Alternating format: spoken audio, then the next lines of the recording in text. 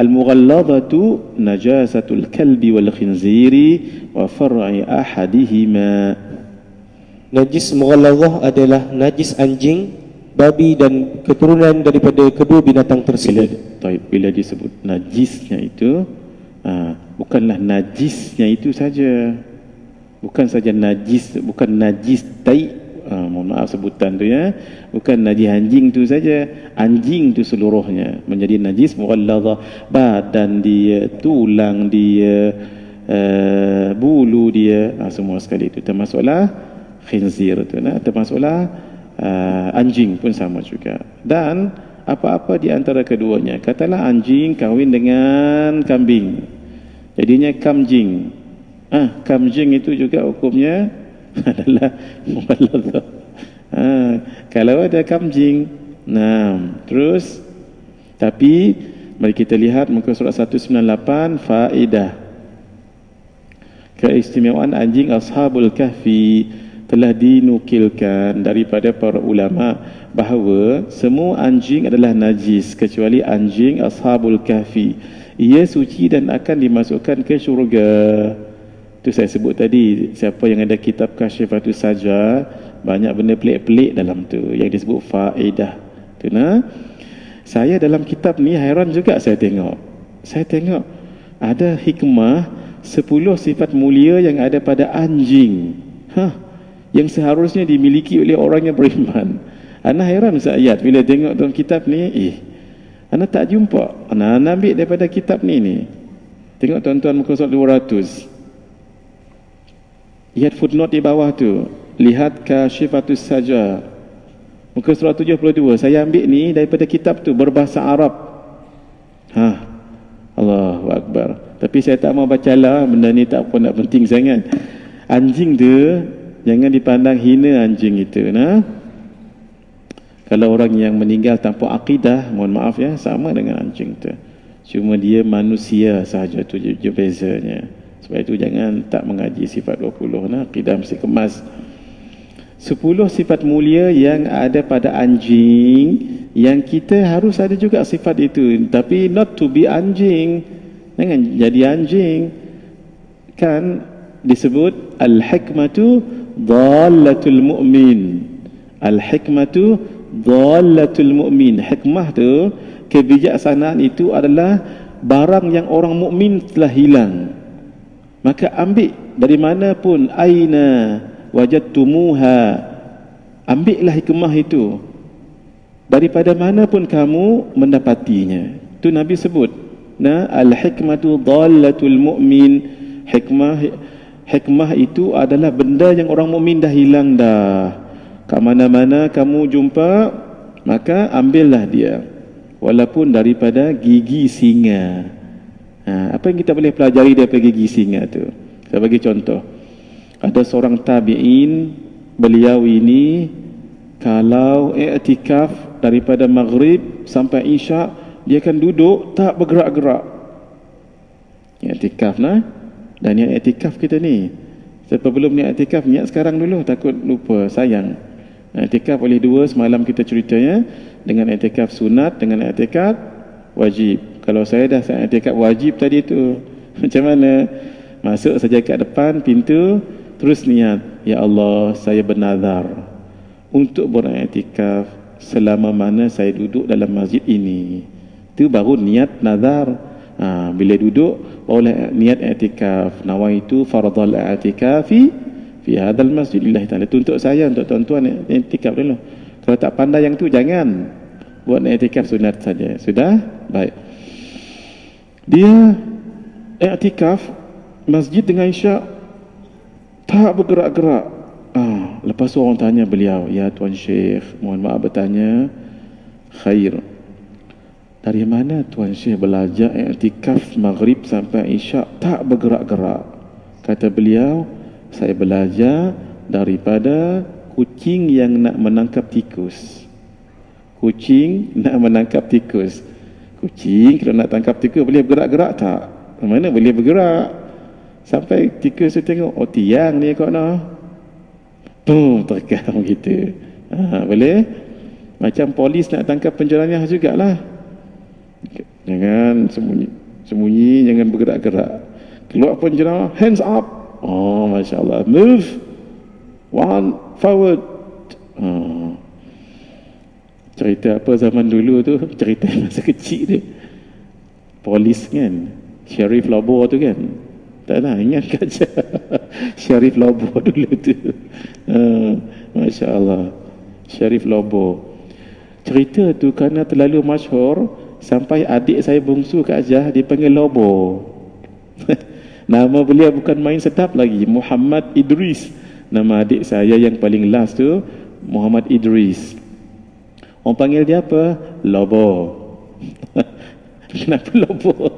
Dulu ada cerita zaman dulu, saya tak sempat tengok cerita tu. Katanya Syarif Lobo. Masya Allah.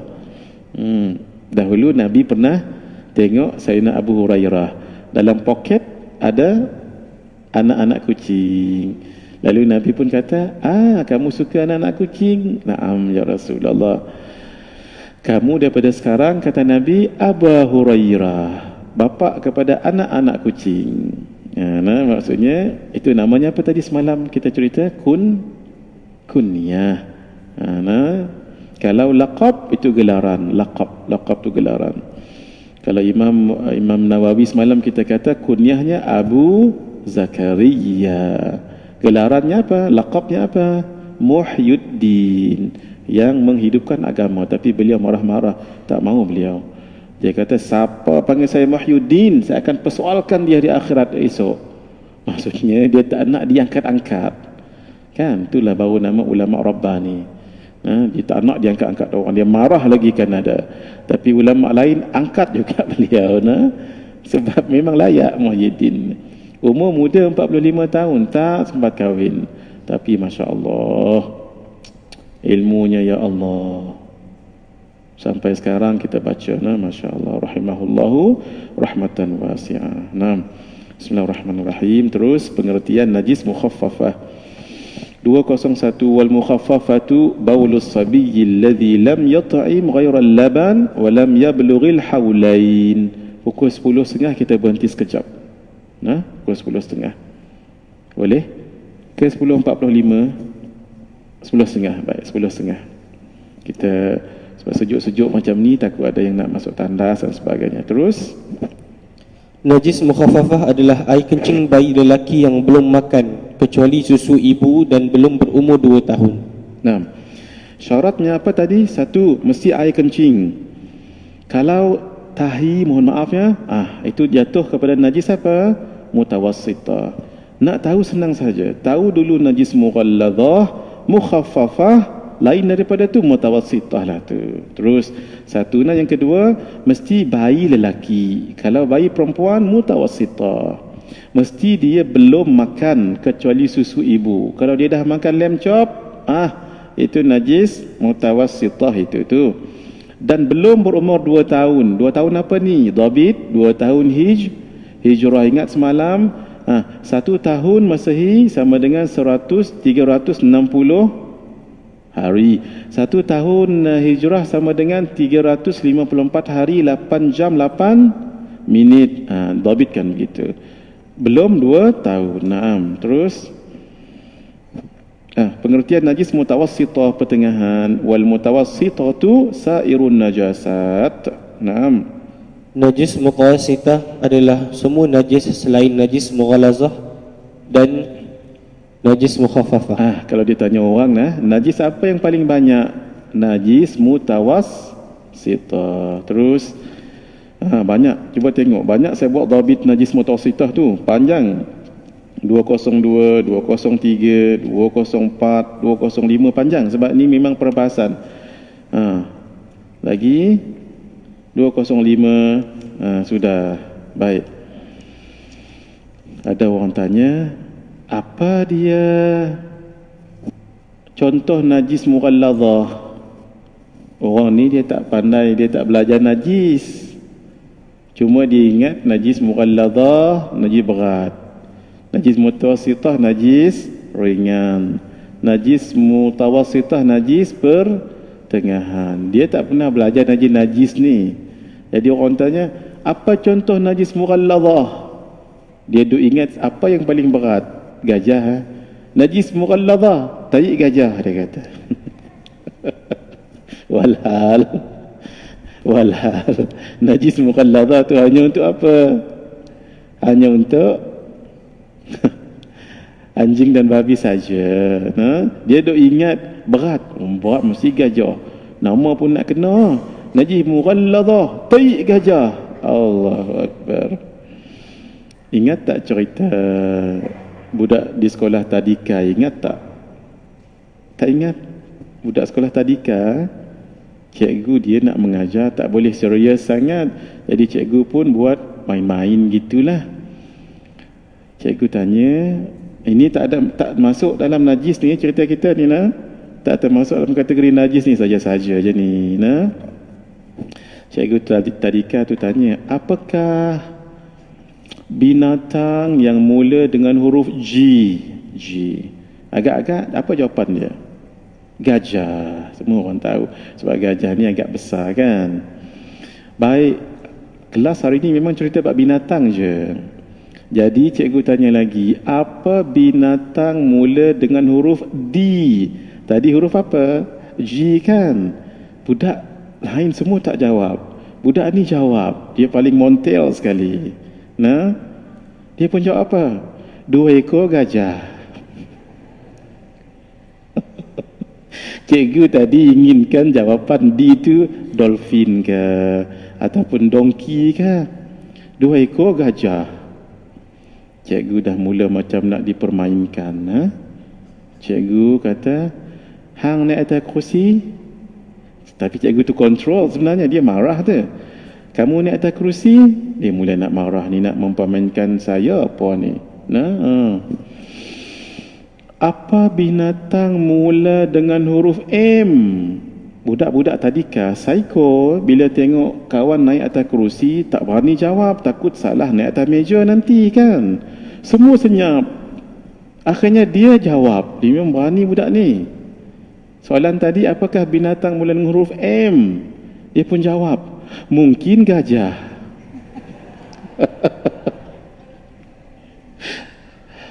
Cikgu lagi marah kan.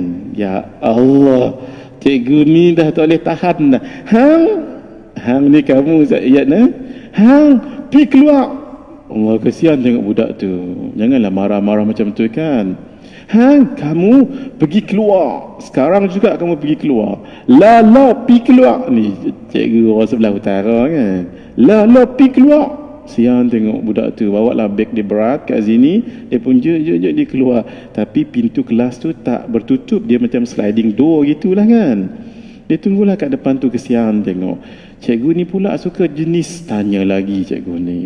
Sekarang, apa binatang mula dengan huruf J? Semua tak berani jawab, takut kena perambat pergi keluar. Lalah tak ada orang jawab, dia jawab. Jangan gajah.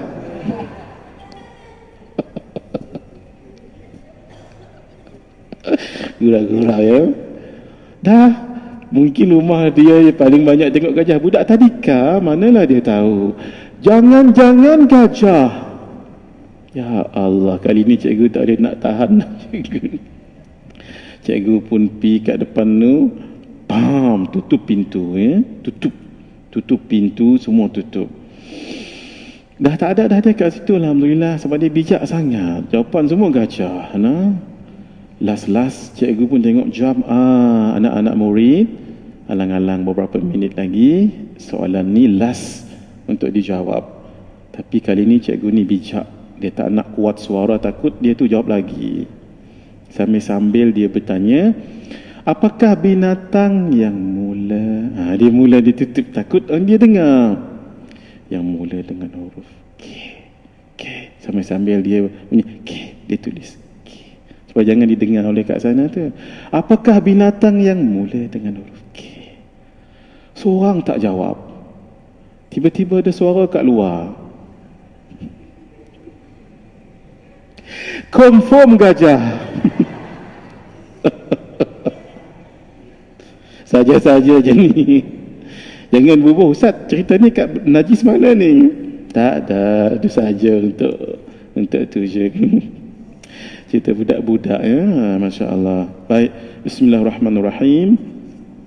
207 cara menyucikan najis. Cara menyucikan najis mughalladhah ya. Al-mughalladhatu tatuhuru bisab'i ghasalatin ba'da izalati 'ainiha ihdahunna biturabin. Naam.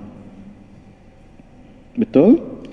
Najis mughalladhah berat dapat disucikan dengan 7 kali basuhan. Itu namanya tasbi'. Nah, istilahnya tasbi'. Naam. Selepas menghilangkan ainnya. Hilangkan ainnya dulu. Contoh najis taik dia, taik tadi itu buangkan dulu sehingga kan dia tak adalah warna lagi. Nah, terus salah satu daripada 7 kali basuhan itu dengan air yang bercampur dengan tanah, iaitu air tanah. Menjadi sunnah air tanah tu jangan diletak yang paling last. Letak yang pertama pun boleh, kedua pun boleh. Nah, tapi air tu ada 7 ya. 1, 2, 3, 4, 5, 6, 7. Salah satu air ni hendaklah air yang bercampur dengan tanah. Itu maksud dia. Sama ada kita ambil tanah, kita letakkan dekat tempat yang kena najis tadi, kena jilat anjing ataupun babi tadi tu, khinzir tadi tu, kemudian kita bubuh air, boleh juga. Ataupun baldi tu kita sediakan satu khas dan letakkan tanah di situ tu. Tak semestinya tanah, sebenarnya yang penting debu tu. Debu yang digunakan buat tayamum tadi tu boleh. Yang dalam tu saya sebut tadi tu. Nah, jangan tunggu untuk kita bertayamum dengan itu. Tak, ambil je tanah tu buat bubuh dalam ni, dalam botol. Nah, kenapa? Nanti ketika kita nak cuci najis mughalladhah, boleh tak guna debu ni? Boleh bubuh kat situ. Boleh, tapi banyak sedikitlah. Kalau dicuci najis mughalladhah itu dengan 1000 kali sabun sekalipun tak akan cuci. Tengok rahsianya tu nah. Masya-Allah. Baik. Boleh adik-adik, caranya mudah sangat, 7 kali. Kalau kita sekarang ni pipe, kita anggaplah kalau dulu orang pakai cebok kan, cebok sekali 1, cebok 2, 3. Kalau pipe tak mengapa, agak-agak banyak sikitkan air tu ya. Yang penting sampai kita yakin lebih daripada 7. Nah, terus baik, cara mencucikan najis mukhaffafah. Panjang kat sini nah. Permasalahannya pun panjang dekat sini. Wal mukhaffafatu, muka surat 210. Wal mukhaffafatu tatuhuru bi rashil ma'i 'alayha ma'al ghalabah wa izalati 'ainiha. Naam. Najis mukhaffafah, iaitu ringan, dapat disucikan dengan merenjiskan percikan air ke atas najis tersebut serta meratakan air tersebut dan menghilangkan airnya benda najis itu. Tu dulu contohnya dekat sini ada kencing budak-budak laki tadi tu. Jangan terus cuci, jangan. Hilangkan ain dahulu. Sebahagian ulama katakan jadikan ia najis hukmiyah. Apa maksud jadi najis hukmiyah? Ainnya tak ada. Nah, jadi keringkan dulu dengan tisu, dengan kain. Dah nampak kering dah, ambil air renjiskan sahaja. Renjis begitu biar merata, tak perlu dia mengalir. Dia beza dengan najis mutawassitah. Najis mutawassitah dia tak boleh renjis sahaja. Dia kena alirkan air itu. Boleh? Sangat mudah. Najis tadi tu dah najis kat situ, keringkan, ambil dengan tisu keringkan. Masih ada lagi ni dekat sajadah kita yang kencing anak tadi tu, masih ada lagi. Tapi keringkan semua sekali. Memang nampak basah tu kan? Ambil air renjiskan. Tapi hendaklah semua tempat tu merata. Tak semestinya air tu mengalir. Boleh ratakan sahaja. Beza dengan mutawassitah, tak boleh. Dia kena dialirkan air itu. Tapi syaratnya mesti hilangkan ainnya dulu. Kalau dalam bab tadi, air kencingnya dulu. Pembahagian najis mutawassitah ada juga ni. Wal mutawassitatu tanqasimu ila qismain ainiyatun wa hukmiyatun. Terus najis di sebelahnya itu. Najis mutawassitah pertengahan dibagi kepada 2 bahagian. Najis ainiyah, nampak zat najisnya. Betul najis juga hukmiyah. Ini sepatutnya tak boleh dibol kan, tadi nampak macam bol tu nampak keliru sikit. Nanti cetakan akan datang, ini tidak perlu dibolkan. Najis yang nampak najisnya dan hukmiyah tidak nampak zat air najisnya. Tapi di situ memang ada tadi ada orang kencing kat situ tu. Tapi tak nampak air kencingnya dah. Pengertian najis aini yang nampak zatnya dan cara menyucikannya. Al-ainiyatu allati laha launun wa rihun wa ta'mun. Fala budda min izalati launiha wa rihiha wa ta'miha. Najis aini ialah ia mempunyai warna, bau dan rasa. Untuk menyucikannya mestilah menghilangkan warna, bau dan rasanya. Mari kita lihat dhabit kat sini sebab ni banyak berlaku. Terus apabila susah permasalahan. Adik-adik yang ada kitab ni bila sebut permasalahan bukanlah maksudnya masalah kitab ni. Problem betul kitab ni. Bukan. Tu namanya mas'alatun. Mas'alatun ataupun masail. Masailu. Nah, sirah muntahal jumu'. Masailu. Jadi ada lagi kitab yang namanya apa? Ni lebih dahsyat lagi. Furu' masail. Siapa yang nak lebih halim bab fiqah, baca kitab Furu' Masail yang dikarang oleh Syekh Daud Al-Fatani yang dalam ni lah, yang dalam Jawi yang saya tahu ya. Masail permasalahan fiqah. Furu' masail, ada lagi dalam masalah ni, ada lagi masalah tu. Siapa nak alim bab fiqah baca yang itu. Nah, ada 2 jilidnya dalam Jawi. Terus apabila susah untuk menghilangkan warna sahaja atau bau sahaja walaupun telah dibasuh 3 kali dengan digosok dan telah diletakkan sabun contohnya, dan mengikut orang yang berpengalaman, ada pencuci yang boleh menghilangkannya tetapi sejauh jeritan suara 150 meter atau jarak dekat 4.5 km, maka warna atau bau yang masih ada itu dimaafkan dan dianggap suci mengikut pendapat yang terkuat. Dimaafkan ya, kerana ia mengikut pendapat yang terkuat. Payah sangat nak cari jauh sangat. Terus jika masih ada rasa sahaja atau masih ada warna dan bau.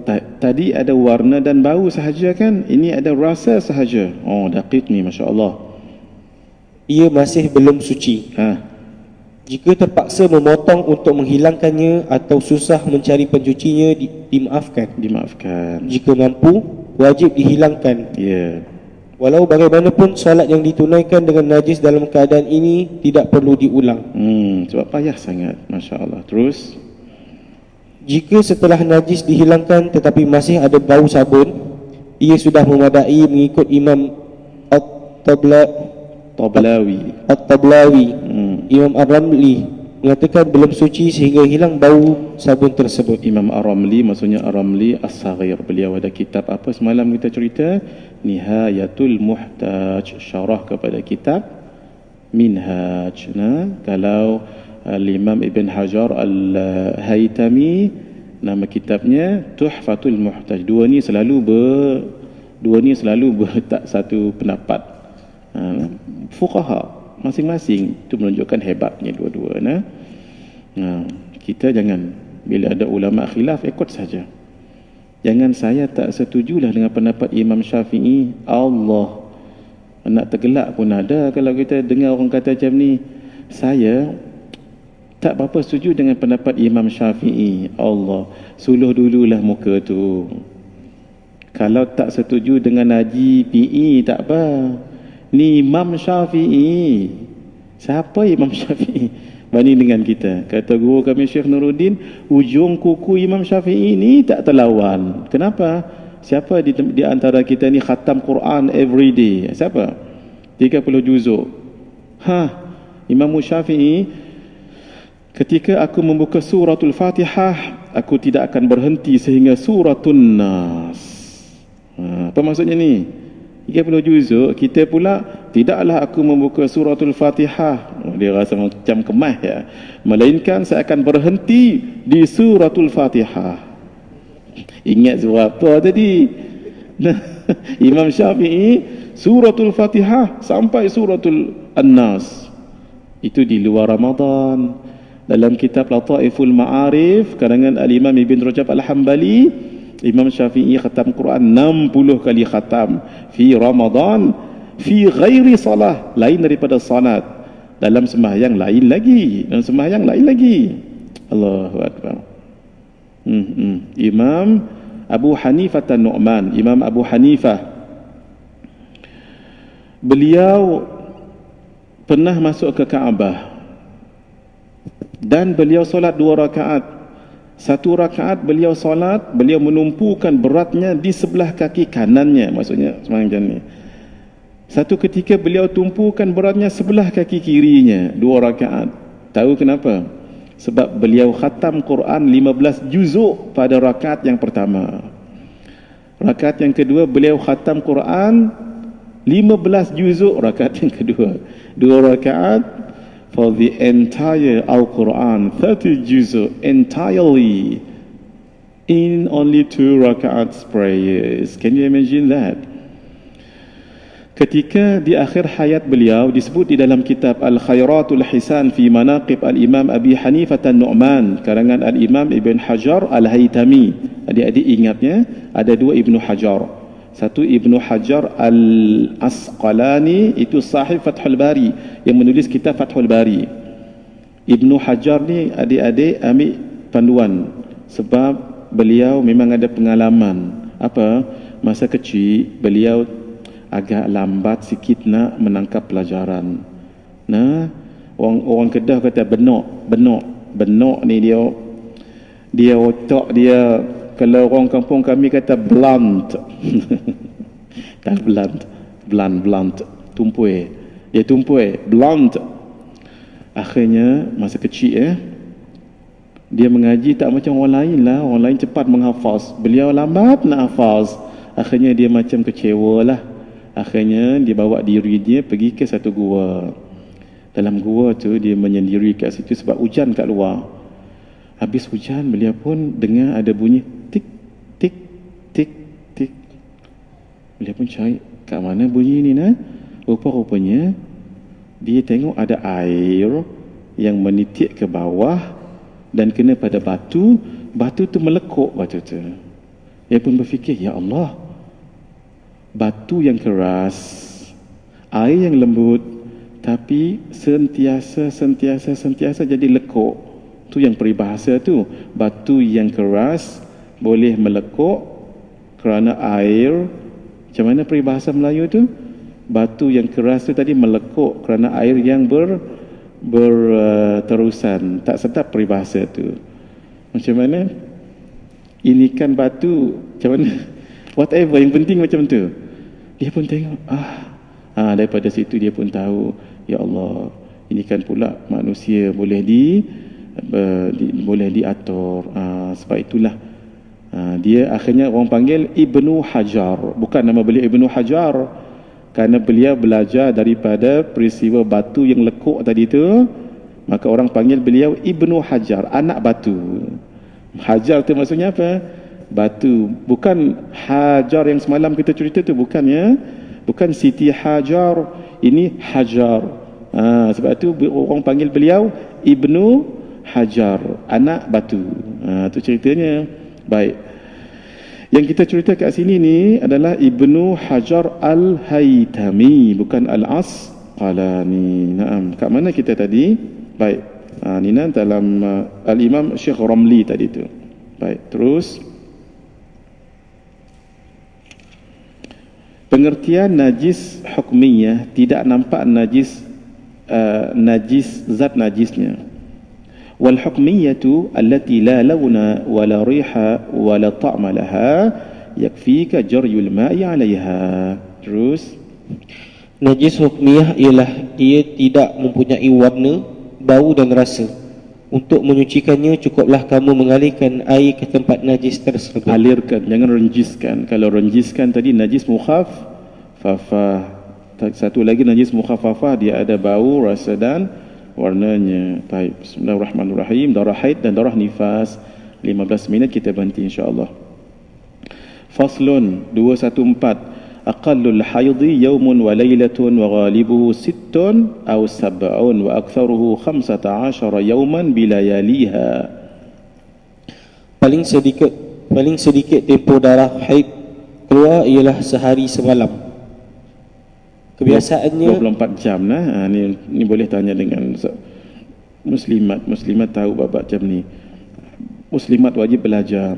Orang lelaki yang ada isteri dan ada anak perempuan wajib belajar. Dan boleh digunakan duit untuk bermusafir belajar ini. Kalau tak mampu nak belajar, mengajar, wajib mengajar. Kalau tak, wajib belajar. Kalau mungkin sibuk, wajib datangkan ustaz ustazah ke rumah untuk mengajar anak isteri tadi itu. Kalau tak, wajib hantar mereka pergi belajar dengan guru ataupun sekolah mana-mana, khas belajar bab haid ini. Sebab kalau tak tahu, sembahyang boleh jadi batal. Jangan take it for granted, do not take it for granted, sebab dia melibatkan sah dengan batal nanti itu. Terus paling cepat sehari semalam 24 jam. Kebiasaannya 6 atau 7 hari, iaitu seminggu. Paling lama adalah 15 hari berserta malamnya. Boleh ya, kita dah cuta ni semalam ni. Muslimat memang biasanya 6 ataupun 7 gitu ya. Kalaulah lebih daripada tu, tengok beberapa bulan lagi ke depan. Kalau haid tidak teratur, itu maksudnya tidak normal lah tu. Baik. Karena itu jangan makan pil menahan haid. Itu dipesan ulama. Hatta kalau pergi umrah dan haji sekalipun, dia ada amalan untuk mengawal haid itu. Cuma saya tak ingat amalan itu. Dulu saya pernah tulis tu. Yang kedua, hari ni pun saya lupa bawa mood tadi tu. Dah sampai kat sini tadi baru sahabat Ana ingatkan, Ustaz, mood yang Ustaz semalam tu, Allahu Akbar, lupa saya. Kalau sini ada ni kan, saya tengok nanti, saya bagi dengan Abang Haji yang ada di dalam handphone saya tu. Kalau boleh kita tayang nanti Abang Haji, kita tengok. Boleh tak boleh ya? Sayang saya rasa. Subhanallah. Lupa suruh Abang Haji ingatkan saya semalam. Dah sampai sini dah. Ustaz ada bawa mood tak? Allah kata. Walhal saya dah niat dah nak setiap seorang pegang mood tu. Nak buat macam mana kan? Wa ma ansanihu illa syaitan wa an adhkurah. Bismillahirrahmanirrahim. Ada satu amalan baik untuk jangan lupa. Selepas solat, letak tangan begini. Baca 6 kali. Sanuqri'uka fala tansa illa ma sya'allah. 6 kali. Sanuqri'uka fala tansa illa ma sya'allah. Lepas solat. Ketika nak mula pengajian, nak baca Quran, nak menghafaz Quran, baca dulu Allahumma ftah alaina hikmataka wanshur alaina habis, Rabbi syrah li sampai habis. Last sebelum nak buka Quran, sanuqri'uka fala tansa illa ma sya'allah. Sekali cukup. Sekali cukup. Tapi lepas solat tadi berapa kali? Saya sebut 6 ke 7? 7 kali. 7. Buat 7 kali. Buat 7 kali. Ni ijazahkan pada semua sekali ni. Dan kalau ada anak kecil, siapa yang paling kecil di sini ni? Siapa paling kecil? Tu ustazah tu paling kecil. Ada lagi yang paling kecil tak? Dia dapat ijazah paling tinggi hari ni. Sebab waktu kita dah ada cucu ni, dapat ijazah, dia ketika cucu dah dapat ijazah. Ijazah dia paling tinggi sekali lah. Ijazah ustazah tu. Tu ustazah tu. Siapa nama dia? Ni tu yang tu. Yang kecil tu, siapa nama dia? Nama apa? Ismak ma ismuka, ismuki. Nama? Ain. Ain apa?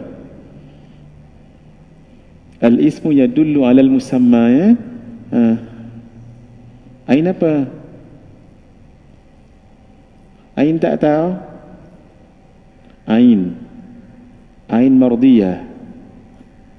Ain, yang penting ain. Yang penting ain. Ain tu maksudnya mata. Jangan ain tu di mana? Ain tu nama itu memainkan peranan. Saya ada seorang sahabat waktu sekolah dulu menengah, nama dia Rahmatullah. Rahmat Allah kan. Waktu di sekolah nakalnya Masya Allah. Nama dia Rahmatullah.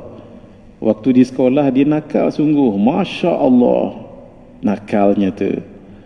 Tapi akhirnya jadi orang yang baik sangat. Saya pernah jumpa dia setelah kami berpisah lama. Saya tengok dia baik dah sekarang ni. Sebab itu bagi nama baik-baik, ya. Sebab al-ismu yadullu alal musamma. Naam, terus. Sudah. Tempoh masa suci aqallut tuhuri bainal haidatain 15 yawman wa ghalibuhu 24 yawman aw 23 yawman wa la hadda li aktsarihi. Naam. Paling sedikit tempoh masa suci antara dua kali haid adalah 15 hari. Kenapa 15 hari? Sebab paling banyak dia haid 15 hari. Kan satu bulan 30 hari. Sebab tu dia jadi 15 hari. Terus kebiasaannya 24 atau 23 hari. Kenapa? Sebab kebiasaan haid itu berapa hari? 6 ataupun 7. Tolak dengan 30 kan 24 ataupun 23. Terus paling lama tidak ada had masa. Mari kita Ustaz tolong baca footnote 209. Ia mengikut kesepakatan ittifaq ulama seperti yang berlaku kepada Sayyidatuna Fatimah binti Rasulullah sallallahu alaihi wasallam. Boleh baca Sayyidatuna, Sayyidatina, Sayyidatana, boleh. Boleh, tiga-tiga boleh baca. Tetapi kena tahu kalau Sayyidatuna marfu', Sayyidatana itu mansub, Sayyidatina majrur. Ni contoh mengaji ni. Contoh, marilah kita baca kitab Minhajul Abidin. Sebab dia jadi maf'ul. Kalau Minhajul Abidin, hadza kitabu Minhajul Abidin. Kalau Minhajil Abidin, apa dia? Marilah kita contohnya melihat apa? Melihat kepada kitab. An-nazara ila kitabi Minhajul Abidin. Gitu ya. Contohnya kitab antara yang terkenal fiqh dalam dunia Melayu, Sabilul Muhtadin. Tapi orang selalu baca Sabilal Muhtadin. Kitab ni apa ni? Ini kitab Sabilal Muhtadin. Walau sebenarnya Sabilul Muhtadin. Boleh Sabilal, boleh Sabilul, boleh Sabilil, boleh. Tapi kena tahu kenapa baca dalam bentuk begitu. Terus aqallun nifasi majjatun wa ghalibuhu 40 yawman wa aktsaruhu 60 yawman. 218. Paling sedikit tempoh darah nifas keluar ialah 1 majjah pancutan. Kebiasaannya 40 hari. Paling lama adalah 60 hari. Kenapa dia sebut darah nifas? Sebab dia bawa nafas. Kan orang beranak atau bawa baby, itu maksudnya bawa jiwa, bawa nafas. Sebab itu disebut darah nifas. Saya dah tulis kat situ ringkasan darah yang keluar daripada rahim perempuan. Setelah saya baca kitab, maka saya buat diagram macam ni. Cuba lihat haid macam mana, nifas macam mana, istihadah macam mana. Dan jenis-jenis darah istihadah kena tengok juga muslimat. Yang ni kena faham elok-elok. Cara wuduk dan solat bagi perempuan yang mengalami istihadah, muka surat 220. Jangan sebarang. Umur menopause. Umur menopause ada juga kat sini ni. Sudah keputihan, rutubatul farji. Cuba lihat nanti ya. Ada masalah boleh tanya kemudian. Mari kita lihat bab solat. Ada 5 minit lagi. Bismillahirrahmanirrahim.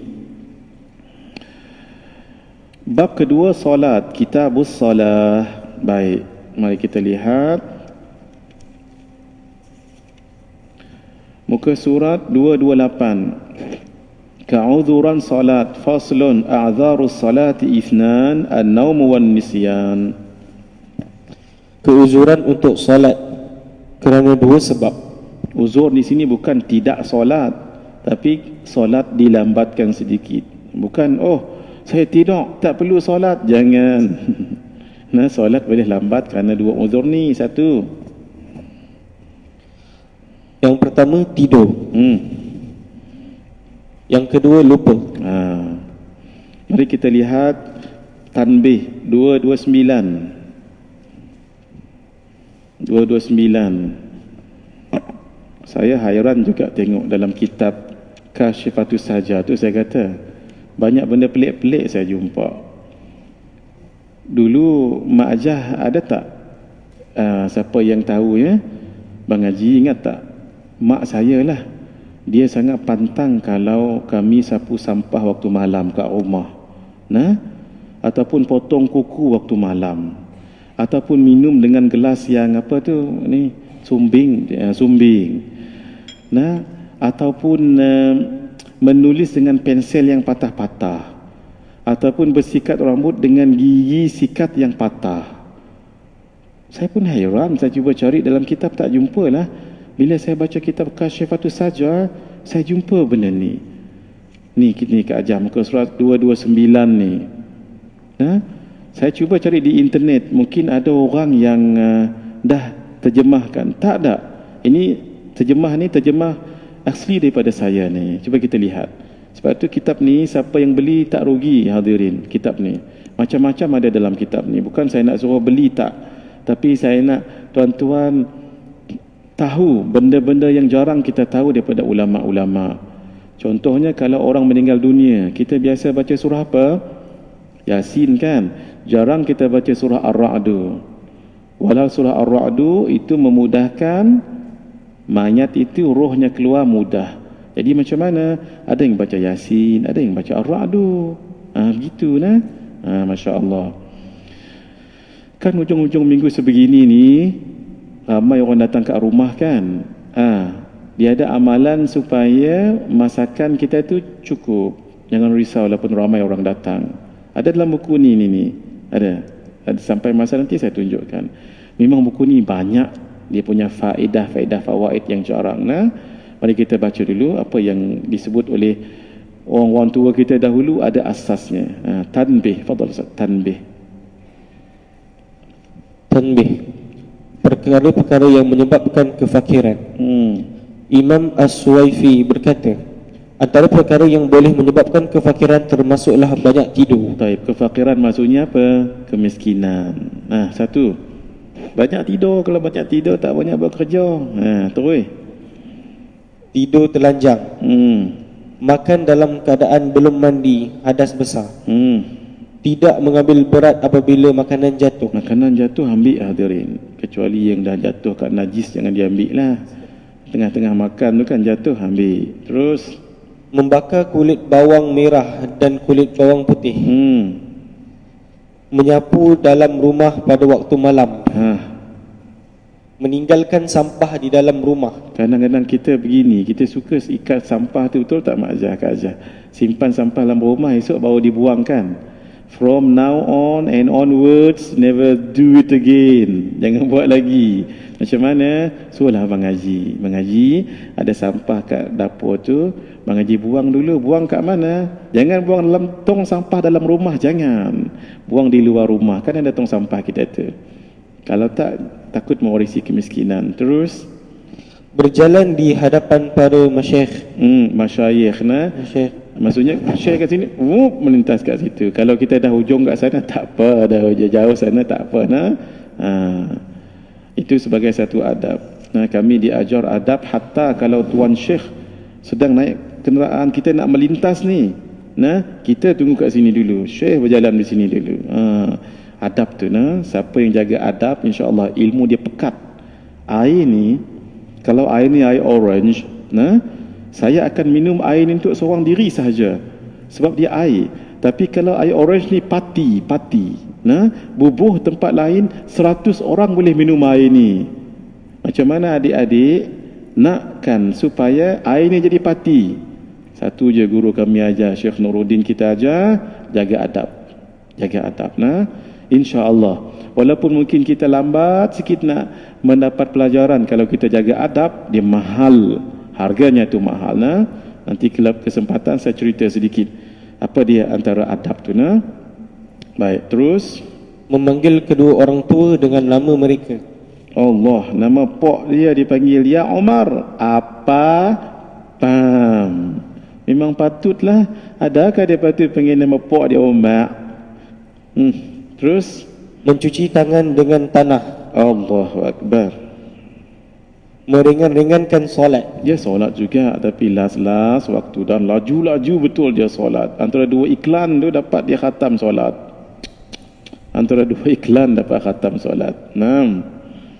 menjahit pakaian yang sedang dipakai di tubuh sendiri. Tengok, bau cengat pasal apa tak tahu. Kat sini. Itu boleh menyebabkan kefakiran. Terus tergesa-gesa keluar menuju ke masjid. Relax, al-ajalatu minasyaitan. Ada orang ini, dia selalu saf yang pertama. Ini cerita kawan saya dari Fatani ni. Jadi dia pun pergi naik motosikal. Akhirnya dia parking motosikal depan tu. Dia berlari. Mana boleh berlari tengok. Tapi dia berlari. Kemudian sebab dia takut kena tinggal takbiratul ula. Dia budak muda bagus tapi dia naik motosikal sampai ke depan tu dia pun parking. Dia pun berlari masuk dalam saf. Allahu Akbar. Sempatlah dia Allahu Akbar. Imam pun Allahu Akbar. Sempat tak dia dapat rakaat? Sempat sebab dia sekali dapat satu tamak ninah dengan imam. Saya tercungap-cungap ni. Alhamdulillah, sempat jugalah saya ikut imam. Dia seronoklah pasal dia tak tertinggal solat. Sami Allahu liman hamidah sama-sama. Masya-Allah, bila nak sujud, Allahu Akbar, pum, pecah berambuk kaca. Rupanya lupa buka helmet.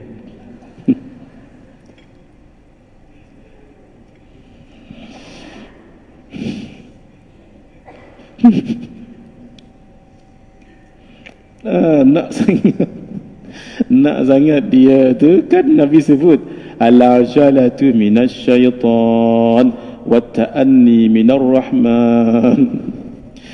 Tergesa-gesa itu daripada syaitan, tenang-tenang itu daripada Allah. Tengok-tengok dia nak sujud tu mengaji, merambuk kaca. Rupanya lupa buka helmet. Kan? Baik, terus pergi awal pagi ke pasar dan lambat ketika balik daripada pasar. Pergi awal pagi ke pasar, buat apa tak tahu. Walhal sepatutnya dia kena dapat pahala haji dan umrah setiap hari. Lepas makan ni saya akan cerita sedikit hadis tentang solat sunat isyraq, jangan tinggal. Kita akan dapat pahala haji dan umrah setiap hari. Yang di pondok-pondok, di Mama Tafiz senang dapat ni. Nanti kita akan buka rahsianya macam mana nak dapat pahala haji dan umrah setiap hari. Naam. Sampai Nabi pesan tamatin tamah. Sempurna. Lepas kita makan ni. Baik, kita habiskan ni dulu. Tidak membasuh pinggan mangkuk.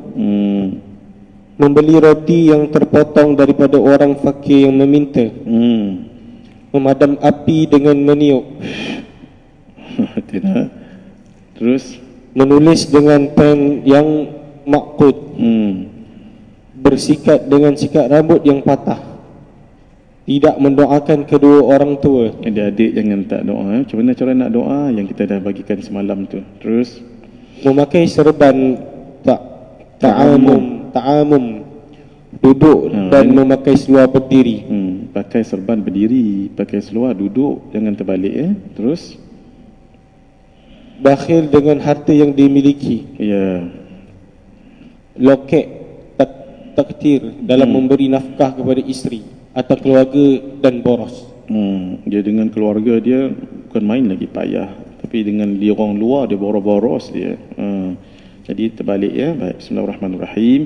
Ini saya sediakan kalau ada orang tanya solat menghormati waktu. Sebab di internet ada orang menulis mana ada solat menghormati waktu.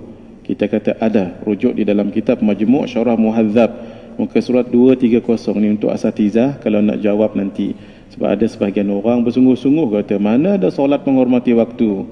Kita kata ada di dalam kitab.